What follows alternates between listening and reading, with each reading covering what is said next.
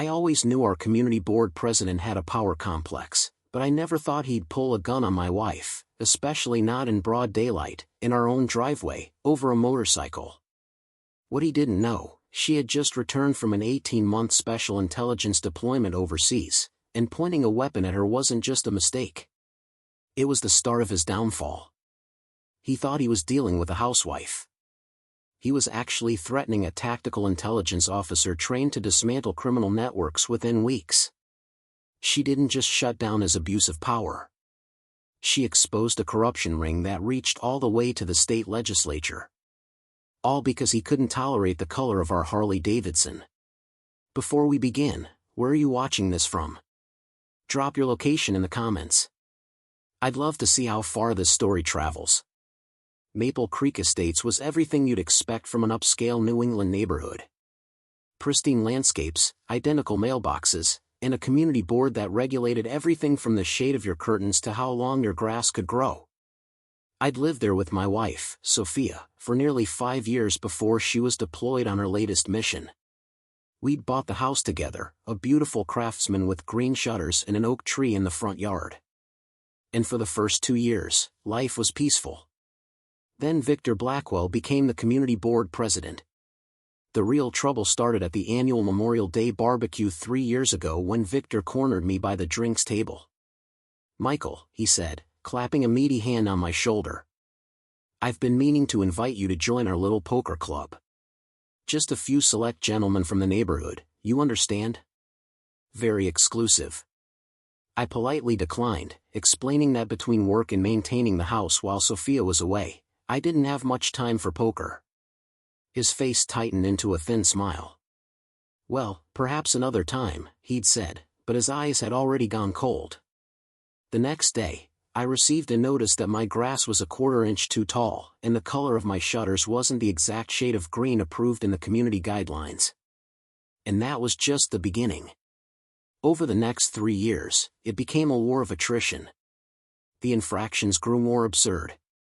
The angle of my garden hose when stored, the number of hours my garage door could remain open, even the specific days I was allowed to take out my trash. Each violation came with a fine. Each fine with a smug note in Victor's handwriting. When Sophia left for her deployment 18 months ago, the harassment only intensified. What he didn't know was that Sophia wasn't just any soldier. She was a major in Army intelligence, trained to handle the most complex intelligence operations the military could assign. And she was coming home. I hadn't told anyone in the neighborhood about Sophia's return date. Not even our friendly neighbor Lisa Martinez, who served as the community board secretary and had been quietly helping me navigate Victor's increasingly ridiculous rules. I wanted it to be a surprise, and I didn't trust Victor not to plan some new harassment to coincide with her homecoming. I'd been preparing for weeks, cleaning the house, stocking the refrigerator with her favorite foods, and in my most rebellious act yet, purchasing a bright red Harley Davidson as a welcome home gift, which I planned to park right in our driveway instead of hidden away in the garage as required by Victor's latest neighborhood aesthetic guidelines. I knew it would cause trouble. I was counting on it. In fact, after 3 years of pettiness and bullying, I was ready for a confrontation. What I wasn't ready for was Victor pulling a gun on my wife. The airport was packed with families waiting for their loved ones. When Sophia finally appeared, she looked different than when she'd left, leaner, more alert, her eyes constantly scanning the crowd, even as she smiled at the sight of me. We embraced in the middle of the terminal and for a moment everything else fell away. On the drive home, I debated telling her about the ongoing situation with Victor and the community board, but decided against it. She'd just returned from 18 months in a conflict zone. The last thing she needed was to worry about our ridiculous neighbor and his power trip. When we turned onto our street, her eyes widened at the sight of the Harley parked in our driveway. "Is that?" she started. I couldn't help but grin. "Welcome home, babe." Her face lit up as she ran her hand along the smooth red finish. "It's beautiful, Michael, but can we afford it?" "We've been saving for years," I reminded her. "And you deserve something special after what you've been through." I didn't mention that I deliberately parked it in the driveway instead of the garage, or that it was the exact shade of red that Victor had specifically banned in his latest round of aesthetic guidelines. Sophia might have been exhausted from her journey, but she was still observant enough to notice my tension when Victor's electric cart cruised slowly past our house, his eyes narrowing at the sight of the Harley. That night, after a home-cooked meal and a bottle of wine, we sat on the couch together, catching up on all the months we'd been apart.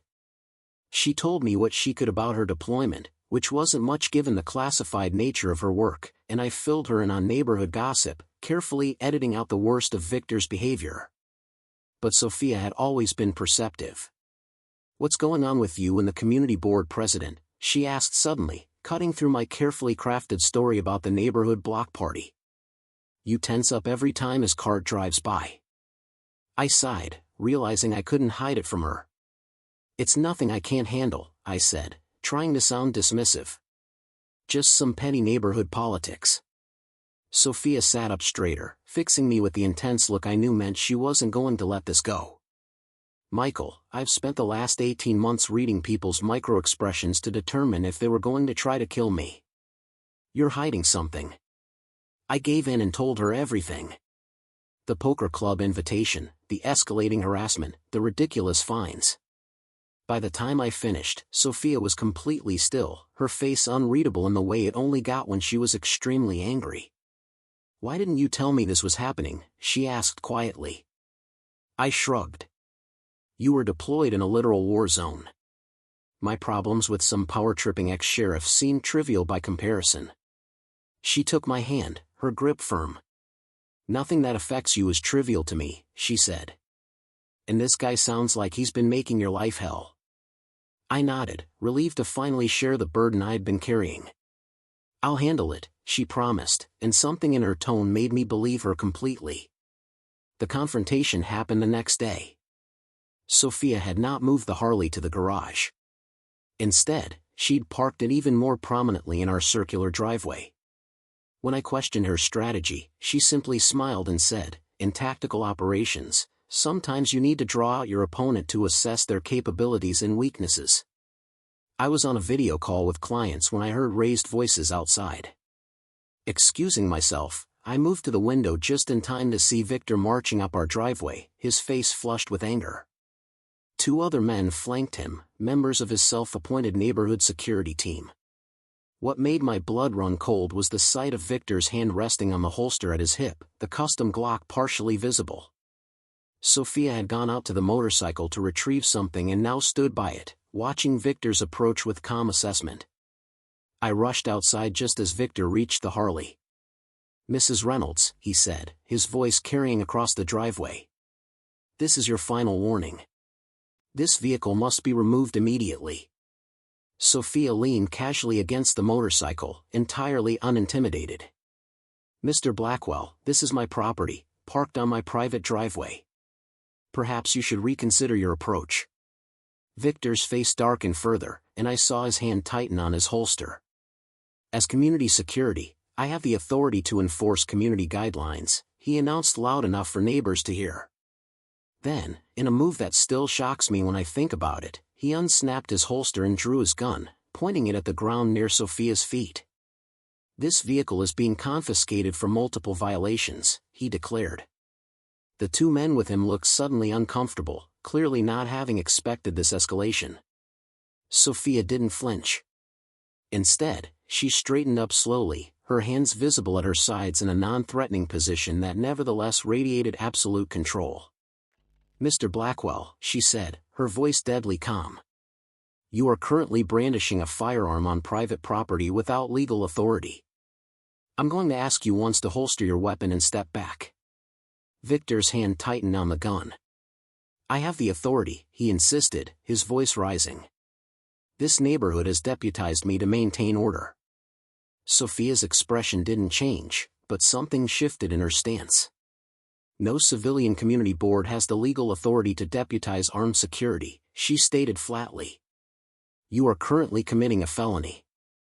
I strongly suggest you reconsider your actions." Victor's face twisted with rage. "Do you know who I am?" he demanded, taking a step forward. The gun now pointed more directly at Sophia. I was law enforcement for 15 years. A new voice cut through the tension. 15 years was it, Victor, because the department records I checked showed barely 3, ending with a dishonorable discharge for excessive force.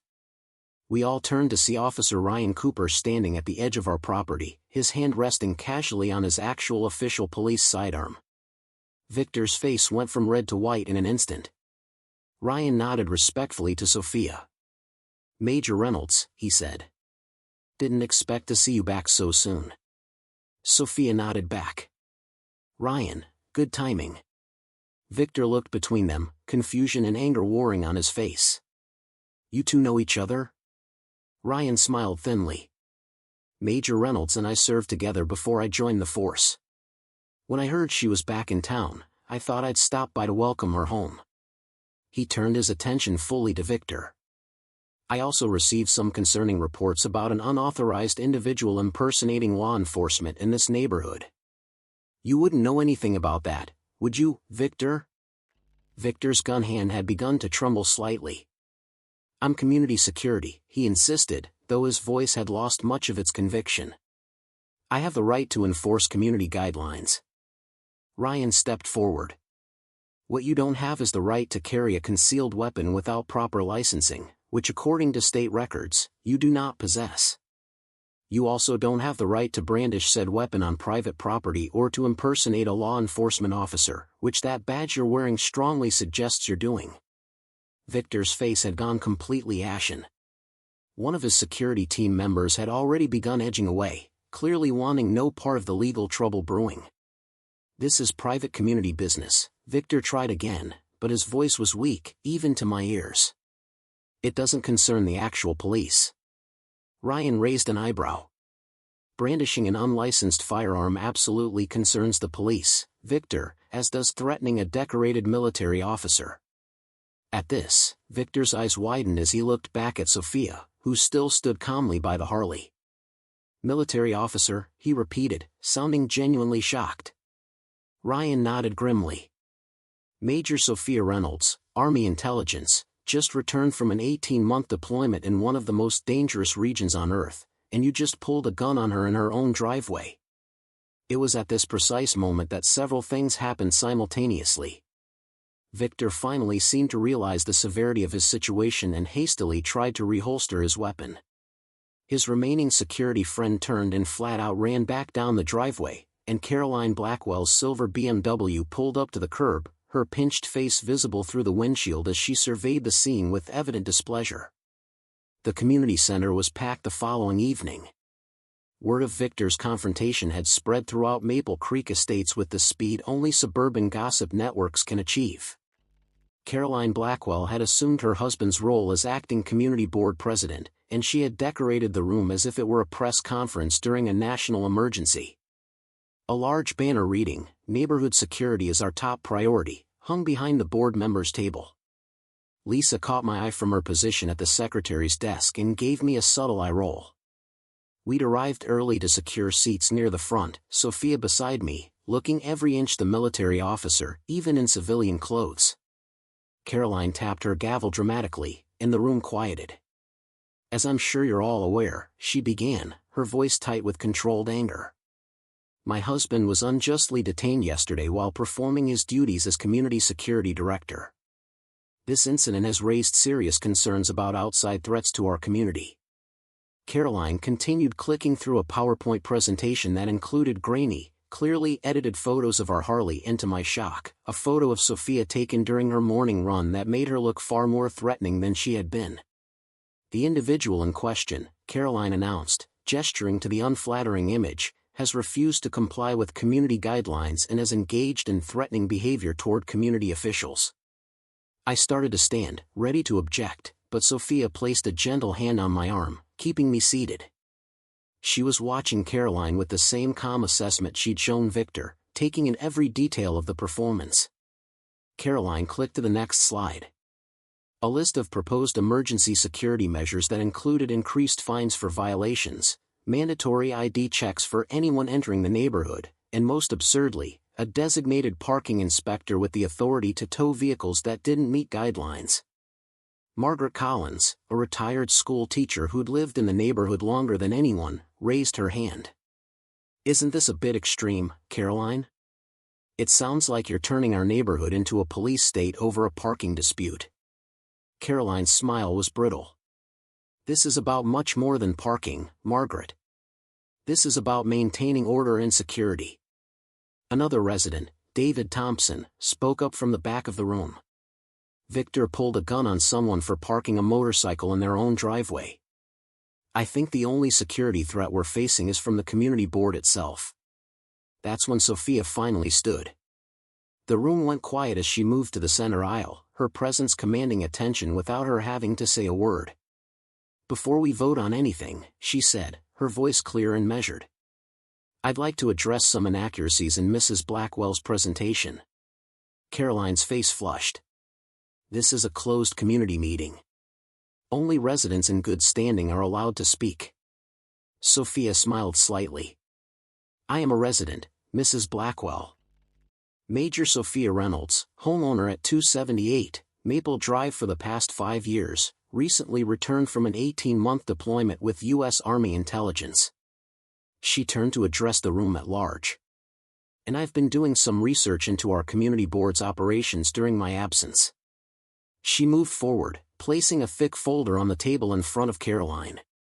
"This contains a comprehensive analysis of community financial records for the past 3 years, cross-referenced with actual neighborhood improvements and services."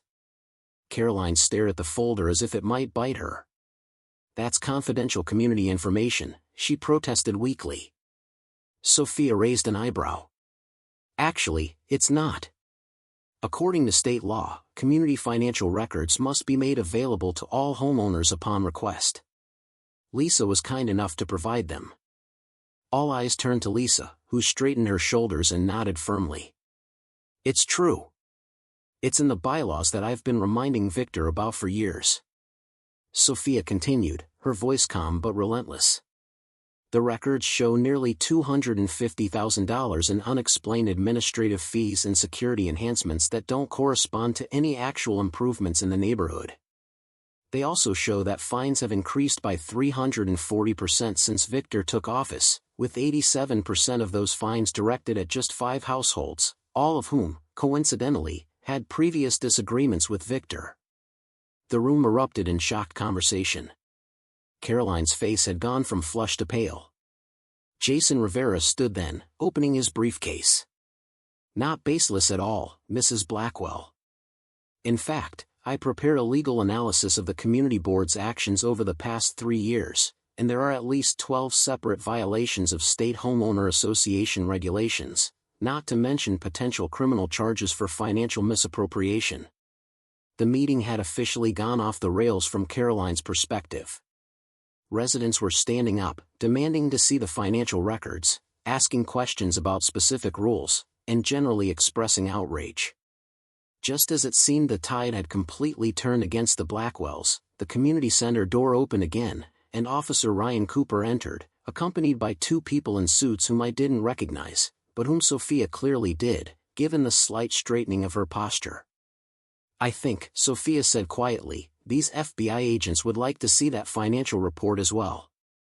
In the days following the explosive community meeting, Victor remained in custody, denied bail due to the weapons charge and newly discovered financial improprieties. Caroline had retreated into their large colonial at the end of the cul-de-sac, emerging only to hurry to her car with dark sunglasses hiding her face. But Sophia was far from finished.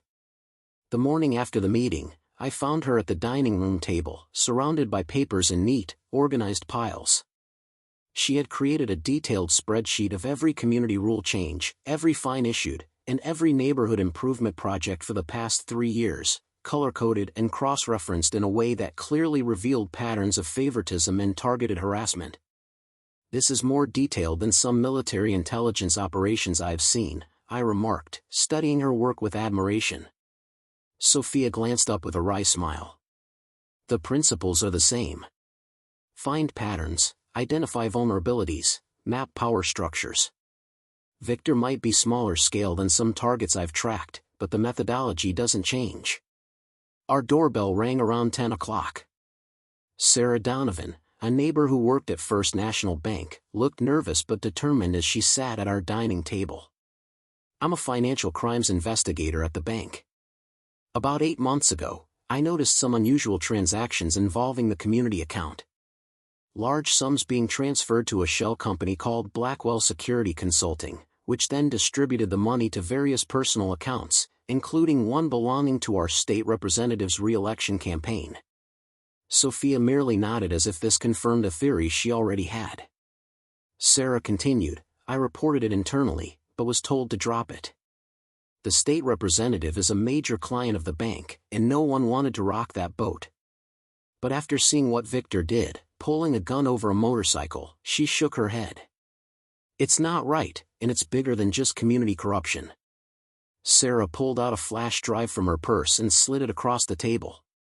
I've been making copies of the transactions. Nothing classified, nothing that violates banking privacy laws, just the public community account records that show the pattern. I kept thinking someone would notice eventually. As Sarah walked her through the financial evidence, Sophia began adding notes to her already extensive diagram on the dining room wall. I could see her mind working, connecting dots that others might miss, building a comprehensive picture of the corruption network. These deposits to Blackwell Security Consulting align perfectly with the dates of zoning changes in the riverfront development, she observed, pointing to a cluster of transactions. Sarah nodded emphatically. Exactly. And the withdrawals match up with donations to the state representative's campaign fund, just laundered through 3 different accounts first. After Sarah left, I turned to Sophia in amazement. How did you know the financial angle would be this big? Sophia's expression was grim but satisfied. In conflict zones, petty tyrants rarely operate in isolation. They're usually connected to larger systems of corruption. Victor's behavior was too extreme for just neighborhood power games. He acted like someone who had powerful protection. She tapped a push pin into the wall chart, connecting Victor to the state representative with a red string. People who brandish weapons over minor infractions usually believe they're untouchable. I needed to find out why he felt so confident. Over the next week, Sophia implemented what she called a multi-front strategy. She coordinated with Sarah to compile financial evidence, worked with Jason to document community bylaw violations, and began holding informal coffee gatherings with neighbors in our backyard. People talk when they feel safe, she explained. And almost everyone has a Victor story they've been afraid to share. The stories poured out. Selective enforcement of rules against people who question Victor's authority. Mysterious car damage after community disputes.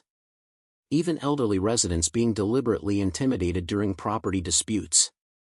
Margaret Collins, our retired teacher neighbor, revealed that Victor had threatened to report her for elder neglect if she didn't remove the bird feeders in her backyard, feeders that had been there for 20 years but suddenly violated a new wildlife management guideline. He said birds attracted vermin, Margaret told us, her hands shaking with indignation. But he only started complaining after I questioned why the flower beds at the community entrance hadn't been maintained despite the landscaping fee increase. Kevin Hammond, the city inspector, added another piece to the puzzle, showing us documented proof that Victor had been using his community board position to bypass city permits for certain construction projects, all connected to companies owned by the state representative's brother-in-law. I've been documenting this for months, Kevin explained, but every time I file a report, it disappears. Someone at City Hall is protecting this operation. He unfolded a large map of the neighborhood and surrounding areas, pointing to color-coded sections. These properties all had code violations overlooked in the past 2 years. These ones got expedited permits when similar applications were being delayed for months. And these, he indicated several large parcels of land, were mysteriously rezoned from residential to commercial right after being purchased by shell companies that all trace back to the same holding corporation. Sophia studied the map carefully. And the holding corporation, let me guess, ties to the state representative. Kevin nodded grimly. His brother-in-law is the registered agent. On paper, everything looks separate, but if you follow the money and the decisions, it's all connected. I watched in amazement as my wife transformed our home office into what she called a tactical operations center. One wall became covered with a timeline of Victor's actions, connecting them to larger city developments and financial transactions. Another wall displayed a network diagram of relationships between key players, Victor, the state representative, various contractors, and even some of our neighbors who had benefited from the corruption. A third wall held maps of the neighborhood and surrounding areas with property transactions and zoning changes carefully noted. In the military, Sophia explained as she added yet another document to the growing collection, we'd call this mapping the battlefield. You can't engage effectively if you don't understand the terrain, physical, financial, and social. She stepped back to survey her work, then made a small adjustment to one of the connections. The beauty of corruption networks is that they are simultaneously their greatest strength and their fatal weakness. The more people involved, the more power they have, but also the more potential points of failure. By the end of the week, Sophia had compiled enough evidence for Ryan to take to his supervisor at the police department, who in turn contacted the FBI's Public Corruption Division. White-collar crime isn't usually my department, Ryan admitted when he dropped by to update us. But they're taking this very seriously. The financial paper trail alone is enough for warrants. And with Victor's weapons charge giving us an entry point, we have leverage to start flipping some of the smaller players. Sophia nodded, satisfied. That's exactly the approach I was hoping for. Start at the edges and work inward. In counterinsurgency operations, we called it peeling the onion. Ryan gave her an appreciative look. You know, the FBI agent said something similar when I briefed him. Said your analysis was textbook perfect. Asked if you'd ever considered a career in law enforcement. Sophia laughed, the sound surprisingly light given the intensity of the past week. Tell him I prefer being a civilian these days, though apparently I can't even manage that without uncovering a corruption ring. The opposition quickly responded, an anonymous complaint to the military about Sophia potentially misusing her position, a sudden health and safety inspection of our home ordered by a city department that reported directly to the state representative, a series of threatening notes left on cars belonging to neighbors who had spoken out at the community meeting. Sophia had anticipated all of these tactics. The military complaint was immediately dismissed. The health inspector found our home in perfect condition and provided documentation that the inspection had been ordered without proper cause. As for the threatening notes, Ryan obtained security camera footage showing Caroline Blackwell's car entering the neighborhood at unusual hours, matching when the notes were delivered. The real turning point came when Victor, released on bail with strict conditions not to contact us, decided to ignore those conditions entirely. Our security cameras captured him driving slowly past our house at 3 a.m., clearly conducting surveillance.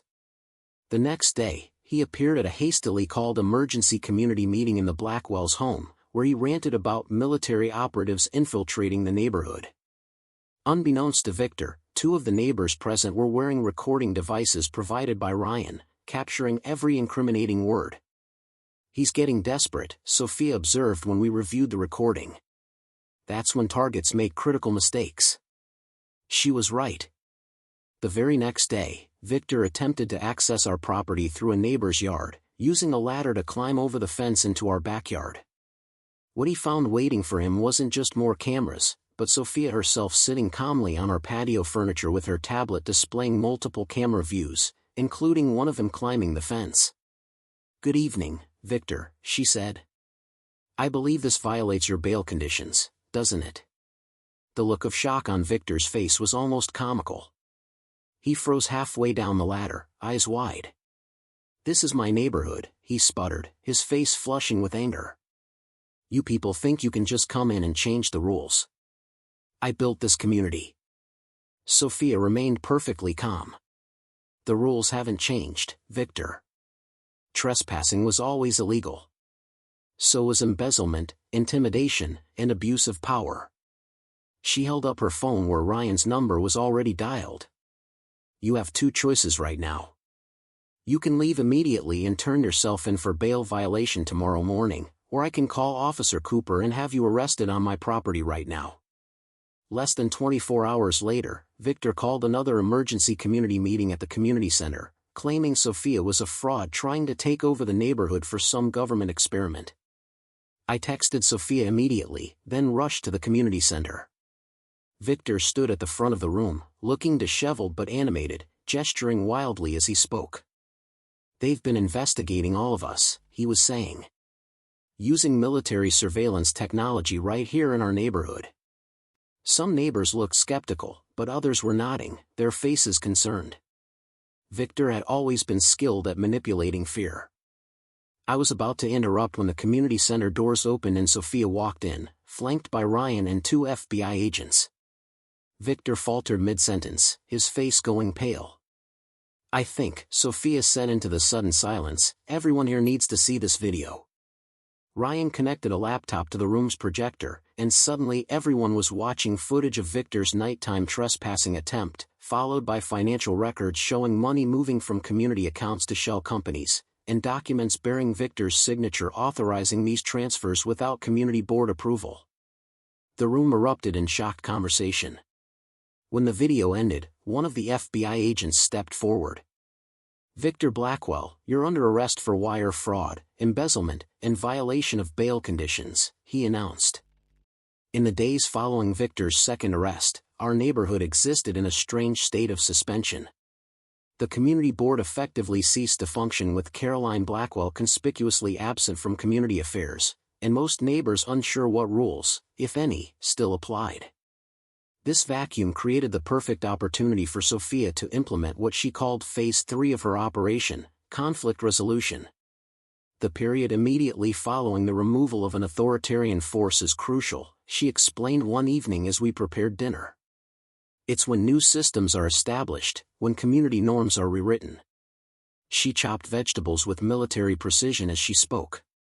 "If we don't fill this vacuum with something better, someone else will fill it with something worse." Her solution was elegant in its simplicity.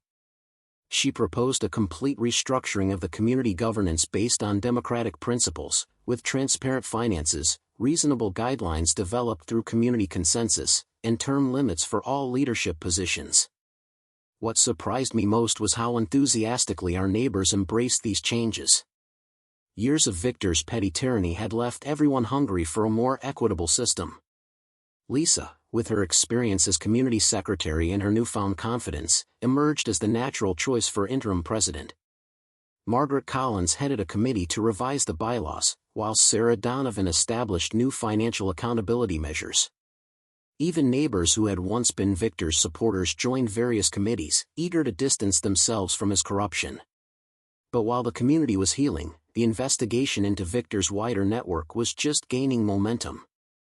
The FBI, armed with evidence Sophia and our friends had gathered, obtained warrants for the state representative's office and several associated businesses. The local newspaper, initially reluctant to cover what seemed like a neighborhood squabble, now assigned a full-time reporter to what they called HOA Gate after connections to state politics became public. Through it all, Sophia maintained her calm, strategic approach, coordinating with investigators while helping rebuild our community's governance system. The attack came 3 weeks after Victor's second arrest, just as the FBI was preparing to announce indictments against multiple state officials.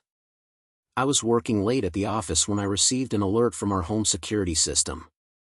Multiple perimeter breaches, all sectors. The system was designed to notify both Sophia and me simultaneously, along with Ryan as a backup. I immediately tried calling Sophia but got no answer. Panic rising, I called Ryan next. "I'm already on my way," he said tersely.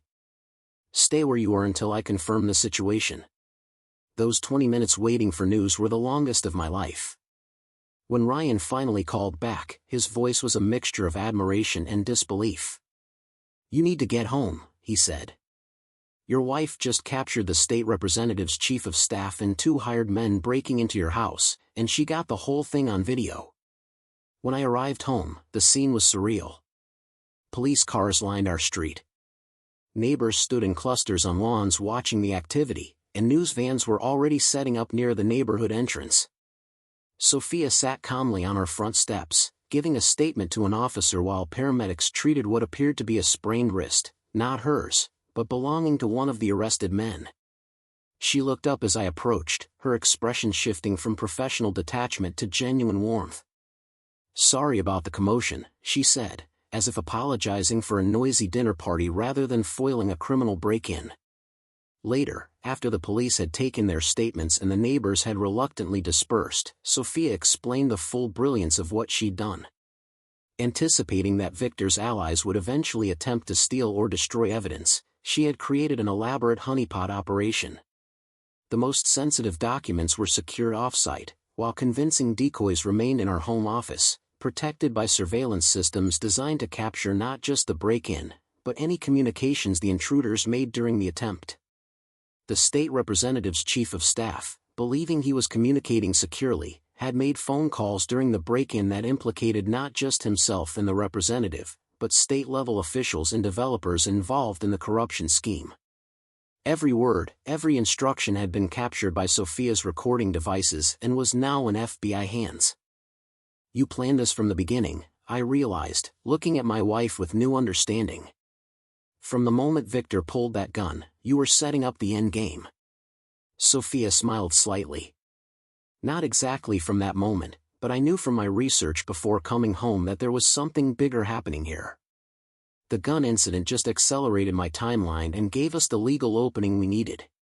The next morning, the story broke wide open across local and even national news. "Special Ops Officer Exposes Corruption Ring in Suburban Sting," read one headline. Another proclaimed, "Army Intelligence Uncovers Statewide Corruption Network." The indictments, when they came, were sweeping. Victor and Caroline Blackwell, State Representative Phillips, the city's development director, 3 council members, and executives from 4 construction companies were all charged in what prosecutors called one of the most extensive municipal corruption schemes uncovered in recent years. The investigation revealed that what had begun as simple community board embezzlement had grown into a multi-million-dollar operation involving kickbacks, permit fraud, and money laundering through property developments throughout the state. Victor's petty tyranny in our neighborhood had been just one small manifestation of a corruption network that had affected thousands of lives and siphoned millions in public funds. The preliminary hearing for Victor Blackwell and his co-conspirators was scheduled for a Tuesday morning in early autumn, almost exactly 4 months after the day he had pulled a gun on Sophia in our driveway. The courthouse steps were crowded with reporters and curious citizens, all eager for a glimpse of the defendants in what had become the biggest corruption scandal in the state's history. Sophia and I arrived early, accompanied by Jason, who had been asked to testify about the community financial records. We were directed to a waiting area where other witnesses gathered, including Lisa, Sarah, and several city employees who had turned state's evidence in exchange for leniency. The mood was tense but determined, a sense of long overdue accountability hanging in the air. We had been waiting for about 20 minutes when Ryan appeared at the door, gesturing for Sophia to join him in the hallway. When she returned several minutes later, her expression was difficult to read, a mixture of surprise and grim satisfaction. "What is it?" I asked as she sat beside me. "Something about the case?" She nodded slowly. "Ryan just received information from the prosecutor. They found a connection I hadn't anticipated." The proceedings began with the expected formalities, the reading of charges, the entering of pleas. All defendants pleaded not guilty despite the mountain of evidence, and the prosecutor's opening statement outlined the broad contours of the corruption scheme. What caught everyone by surprise, however, was a last-minute addition to the witness list: David Thompson, our elderly neighbor, who had once been part of Victor's inner circle but had distanced himself after the gun incident. When David took the stand, he looked nervous but resolved, his hands trembling slightly as he was sworn in. The prosecutor approached him with a gentle demeanor. "Mr. Thompson, how long have you known the defendant, Victor Blackwell?" David cleared his throat. "Nearly 30 years. We served on the original Neighborhood Development Committee together back in the 90s. The questioning continued, establishing David's credibility and his insider knowledge of the neighborhood. Then came the crucial question. "Mr. Thompson, do you have knowledge of why Victor Blackwell specifically targeted the Reynolds family for harassment?" David's gaze flickered briefly to where we sat, then back to the prosecutor. "Yes," he said, his voice stronger now. "It wasn't just about Michael refusing to join the poker club, though Victor did take that as a personal insult. The real reason goes back to 3 years ago when Michael was working late at his cybersecurity company. The courtroom had gone completely silent, everyone leaning forward slightly. I felt a chill run down my spine, suddenly remembering an incident I had largely forgotten. David continued, Michael was implementing a new security system for the state's permit database. While testing the system, he accidentally discovered a backdoor access point that someone had created, a way to modify permit records without leaving an audit trail. My mind raced back to that night. I had indeed found an unusual access protocol while running security diagnostics and had reported it to my supervisor as a potential vulnerability. I had assumed it was fixed and had never connected it to Victor's subsequent harassment. Michael reported the security flaw through proper channels, David explained, not knowing that the backdoor had been created specifically for Victor and Representative Phillips to manipulate building permits. Victor knew someone had discovered their method, but he didn't know who until Michael's company was credited with security improvements in a state newsletter. That's when the targeting began. The revelation sent murmurs through the courtroom. The judge called for order as Victor's attorney objected to the testimony as speculative. The prosecutor responded by introducing internal emails between Victor and Representative Phillips discussing a potential IT problem and naming me specifically as someone who needed to be discouraged from further involvement. Sophia squeezed my hand, her expression now making perfect sense. This wasn't just about petty neighborhood power or a refused poker invitation. Victor had seen me as a threat to his entire criminal operation. The testimony continued for hours, with witness after witness adding pieces to the puzzle of corruption and intimidation that had ensnared our community. Evidence mounted showing how Victor had used community regulations as weapons against anyone he considered threatening while simultaneously using his position to facilitate corrupt development deals throughout the state. When my turn to testify came, I described not only the harassment we had faced but also the security vulnerability I had discovered years earlier, connecting the dots between my professional work and Victor's vendetta. By the time the day's proceedings ended, the judge had denied all defense motions to dismiss and set a trial date, ruling that the prosecution had more than enough evidence to proceed on all charges. Outside the courthouse, as reporters clamored for statements, I turned to Sophia. "Did you know?" I asked quietly. "About the connection to my work?" She shook her head. I suspected there was something more than community politics driving Victor's behavior, but I didn't have that specific piece. It explains a lot, though. On the drive home, I processed the revelation in silence. All those years of harassment, the petty fines, the constant stress, all because I had accidentally stumbled upon evidence of corruption while doing my job. "I could have just told you," I said finally as we turned onto our street. "If I had explained what happened with the security system, maybe you could have connected it to Victor sooner." Sophia smiled, reaching over to take my hand. "Maybe. Or maybe we wouldn't have had enough evidence to bring down the entire network. Sometimes things unfold exactly as they need to." She had a point. If Victor hadn't escalated to pulling a gun, if the situation hadn't become so extreme, the wider corruption might never have been exposed. Our street looked different now as we drove through the neighborhood. The same houses, the same trees, but a completely different atmosphere. Neighbors waved as we passed. Children played freely on front lawns, and there wasn't a golf cart security patrol in sight. The final resolution came 3 months later when Victor Blackwell and Representative Phillips both accepted plea deals rather than face trial with the overwhelming evidence against them. Victor received 8 years in federal prison for weapons charges, fraud, embezzlement, and corruption. The representative and other state officials received sentences ranging from 3 to 6 years, while the developers faced heavy fines and business restrictions. The plea agreements included full restitution to the community for all misappropriated funds, money that was immediately allocated to neighborhood improvements that had been neglected during Victor's tenure. But perhaps the most satisfying outcome wasn't related to criminal justice at all.